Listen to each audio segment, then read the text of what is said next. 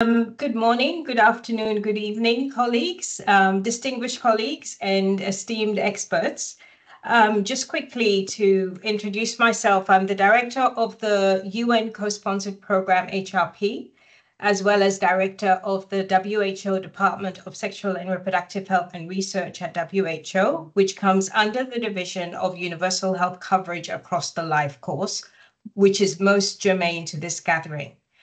Thank you for having me, and on behalf of WHO, I am delighted with the theme of CPD 58. I'm particularly pleased with the opportunity we have here to address our collective responsibility to advance health and well-being across the life course. Health is not only a goal in itself, but also a precondition and outcome of sustainable development. As such, health is firmly integrated into the Sustainable Development Goals, underlining its pivotal role in shaping social, economic, and environmental progress.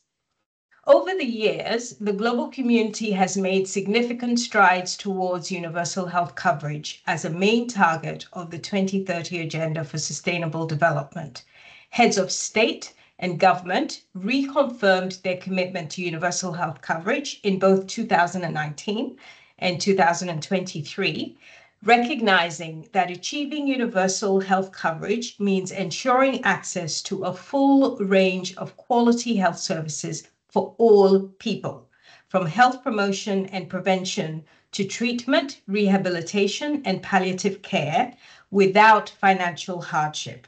Its achievement requires a comprehensive and people-centered approach with a view to leaving no one behind, reaching the furthest behind first towards ensuring healthy lives and well-being for all at all ages.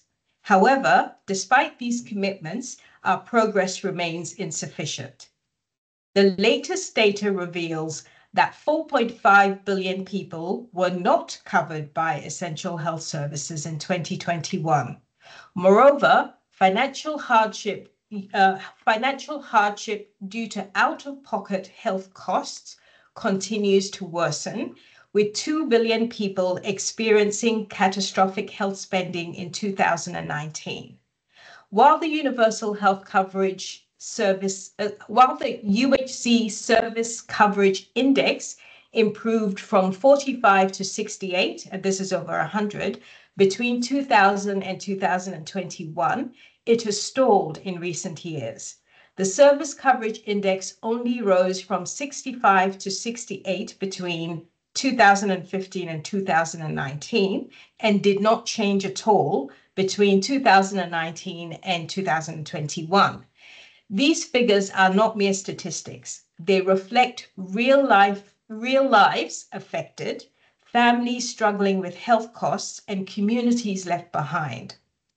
To achieve the SDGs, we must urgently close these gaps and prioritize leaving no one behind, especially the most vulnerable. Promoting health across the life course means embracing a comprehensive approach that supports individuals from birth to old age. It means ensuring a good start to life, optimal development in childhood, and healthy aging. To do so, we must implement evidence-based interventions that address health needs at each stage of life, including maternal health, adolescent well-being, and age-related conditions. There are benefits in investing in adolescent health and well-being, from greater productivity and enhanced human and social capital, not least because adolescents comprise a substantial proportion of a country's population, 6% of the world's population and 23% of the population of low-income countries. In low and middle-income countries, investment in adolescent health and well-being is likely to result in declines in birth rates. With fewer births each year, a country's young dependent population grows smaller in relation to the working age population, creating a window of opportunity for rapid economic growth.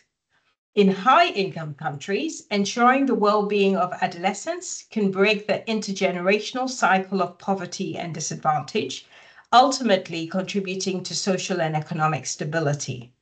Sexual and reproductive health and rights are central to the life course approach, as highlighted by ICPD and as mentioned by my colleague Julia.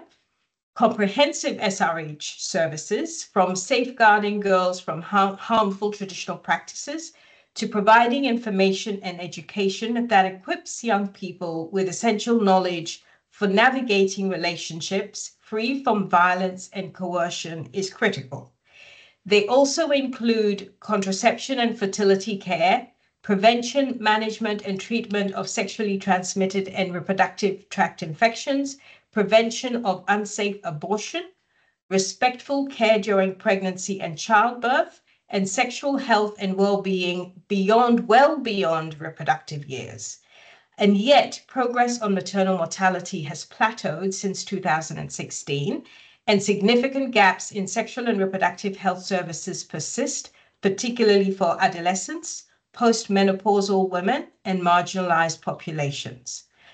It's therefore clear that the need to strengthen the resilience of health systems is greater than ever, especially as we confront the growing array of challenges, from health emergencies and pandemics to conflicts, natural disasters, and climate change.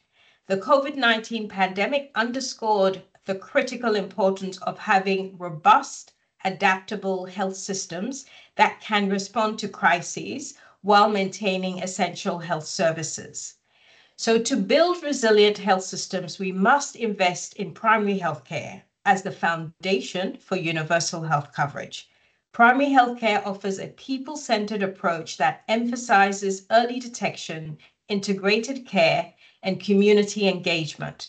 By reorienting health systems from disease-focused models to more comprehensive, person-centered care, we can better capture diverse needs, deliver consistent and high-quality interventions, and ultimately improve health outcomes.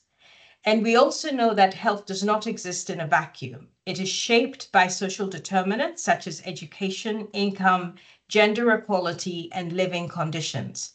To close gaps in health equity, we must address these determinants through multi-sectoral approaches that engage stakeholders across sectors. For example, public awareness campaigns can empower individuals to take charge of their health, while targeted policies can ensure that education and economic resources are equitably distributed. When we address the social factors that impact health, we also enhance the sustainability of health systems. WHO's 2023 Global Health Expenditure Report found that health spending increased rapidly responding to the COVID-19 pandemic and reached 9.8 trillion US dollars, which is 10.3% of global gross domestic product in 2021, with huge inequalities across countries.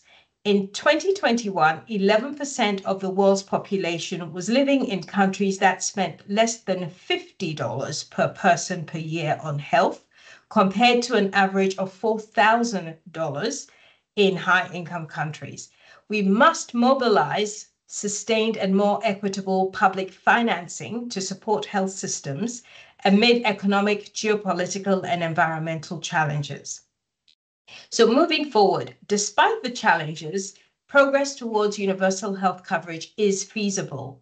WHO works with member states and key stakeholders to accelerate UHC progress. We have examples of countries that have expanded service coverage while reducing financial hardship. We can learn from these successes and accelerate the implementation of evidence-based strategies across the life course. To achieve our shared goal for health for all, we must deepen our partnerships. The UHC partnership provides flexible and tailored support on UHC in more than 120 member states. The Health Impact Investment Platform with regional development banks catalyzes investments in primary healthcare. UHC 2030 is a collaborative multi-sector platform on UHC, and the Working for Health program and multi-partner trust fund with ILO and OECD supports countries in tackling the 10 million health worker shortfall, and the PHC Accelerator in the Global Action Plan for Healthy Living and Wellbeing for All, co-chaired with UNICEF, helps to leverage resources and expertise.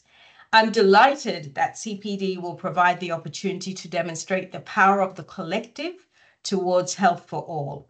The health and well-being of our populations depend on our ability to make bold decisions and sustained investment that will shape a healthier and more equitable future. Thank you.